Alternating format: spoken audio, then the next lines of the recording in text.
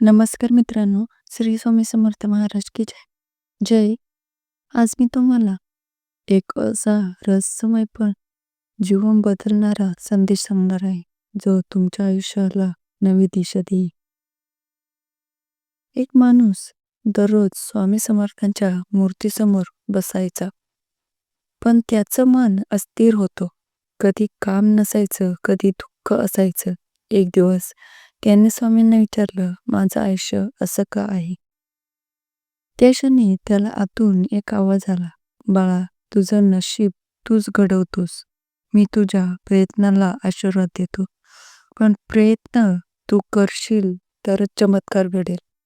त्या दिवशी त्या माणसाने मन घट्ट केलं, रोज प्रार्थना, पण त्यासमोर मेहनतही सुरू केली. काही महिन्यात त्याचं आयुष्य बदललं. मित्रांनो, स्वामी समर्थांचा आशीर्वाद मिळायचा असेल तर फक्त मागू नका, कृती करा, सेवा करा आणि विश्वास ठेवा.